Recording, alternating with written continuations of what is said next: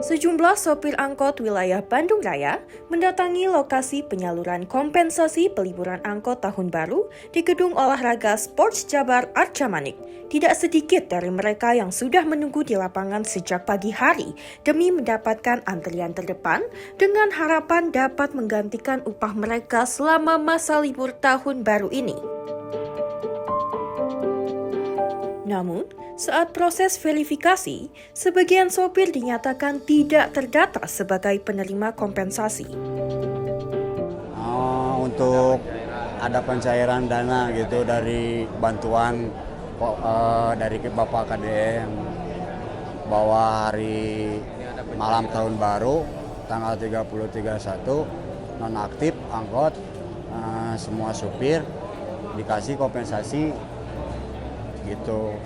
Jadi saya pengen mendapatkan uang itu, terus saya mencoba memenuhi persyaratan yang telah ditetapkan dari pemerintah. Untuk itu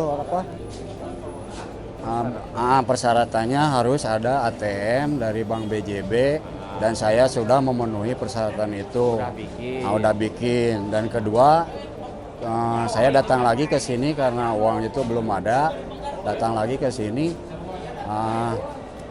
seperti ini hasilnya, isi formulir dan saya ngantri dari pagi nyampe sore. Hasilnya saya tidak ada data gitu. Padahal udah didata ya Pak ya? Iya. Udah. Bisa dijelasin nggak pas proses pendataannya? Saya kalau data itu saya kurang tahu. Setahu saya tadi nanyainnya ya saya tidak ada data aja di sana gitu. Bukan hanya satu orang, sopir angkot lain yang hadir di lokasi penyaluran juga mengaku mengalami hal yang serupa. Minim juga sekarang kita itu udah ngantri-ngantri ke sini masukin data. Ternyata data yang dimasukin kemarin ke KPU itu nggak terdeteksi semuanya. Nggak masuk ke daftaran di bank JBJB-nya. Khususnya 01 seperti yang barusan terjadi ini teman-teman ada berapa orang yang sempat antri barusan. Dia data akurat, KTP semuanya komplit. Tapi di cancel gitu. Gak tahu kenapa. Jalur 01 belum ada yang cair satu orang pun juga begitu. Nah, barusan teh suruh harus ada pendaftaran ulang katanya. Gak tahu ini kelanjutannya bagaimana. Jadi yang di sini-sini itu didata semuanya, didata ulang lagi, dimasukin. Saya lagi nunggu proses yang data kedua kalinya. Kalau info yang lain tadi sempat ada yang udah cair, begitu kan. Tapi khususnya jalur 01, justru 01 itu kan namanya juga 01 kan, pertama gitu. Tapi kok aneh gitu, gak tahu kesalahannya di mana ini. Kok datanya gak bisa, sampai gak bisa terdetek di sana gitu. Contohnya, saya kan ada daftaran di WA, di grup WA kan, yang terdetek. Ada juga kasus yang nomor mobilnya itu sampai salah. Nama supirnya kok supir yang lama. Jadi gitu aja, pabulit gitu. Sedangkan kita nggak mungkin kan ngasih data itu yang nggak bener gitu kan. KTP saya pribadi gitu kan. Tapi kok ya begitulah. Sampai sekarang ini teman-teman ini nunggu lagi didaftarin yang kedua kalinya. Ada himbauan dari dalam tadi, tolong didaftarin lagi begitu.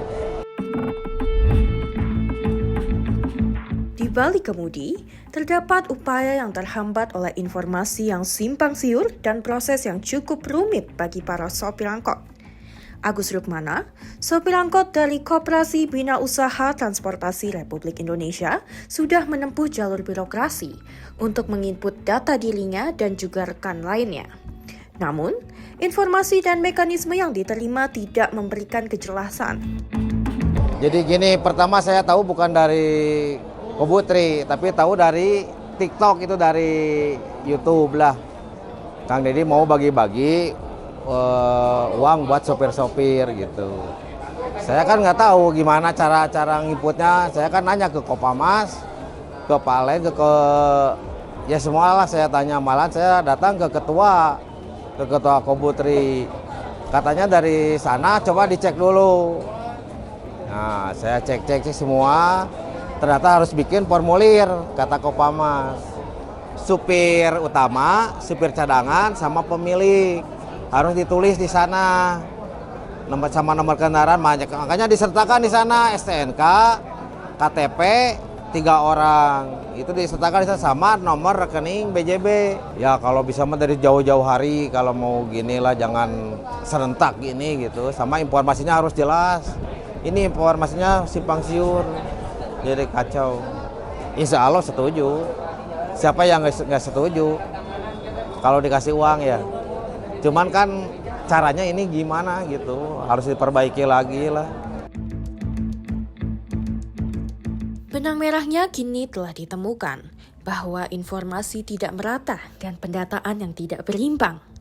Untuk menelusuri di balik berjalannya kebijakan ini, redaksi PRFM mewawancarai Kepala Bidang Angkutan dan PKB Dinas Perhubungan Provinsi Jawa Barat, Asep Kurnia.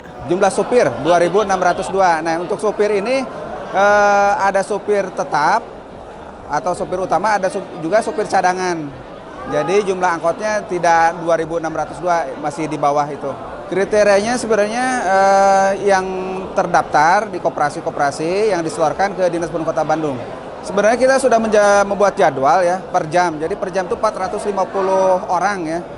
Sampai jam 3 itu tapi karena masyarakat mungkin sopir kurang tersosialisasi ya, dari para koperasi sehingga mereka berdatangan tidak sesuai jadwal pembagiannya. Sehingga kita untuk antisipasinya membuat 3 meja untuk verifikasi supaya lebih cepat untuk penyelesaian data yang terdaftarnya yang sudah terverifikasi ya. Ya, untuk data yang tidak terdata dari pihak bank tidak bisa membuka atau menambah kuota. Jadi dengan terpaksa ya harus pulang tanpa membawa dana kompensasi karena pendataannya terbatas dan cukup singkat. Hanya 4 hari kalau nggak salah pendataannya. Verifikasi itu tadi malam ya terakhir. Verifikasi kami dengan Bank BJB tadi malam. Zoom meetingnya baru kemarin sehingga verifikasinya tadi malam sampai tadi malam.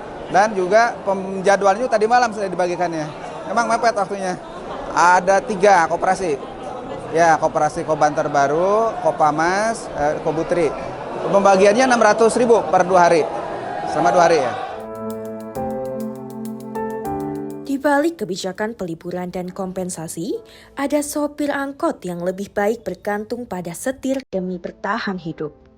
Bantuan memang dibutuhkan, tetapi yang tak kalah penting adalah kejelasan informasi dan kemudahan akses.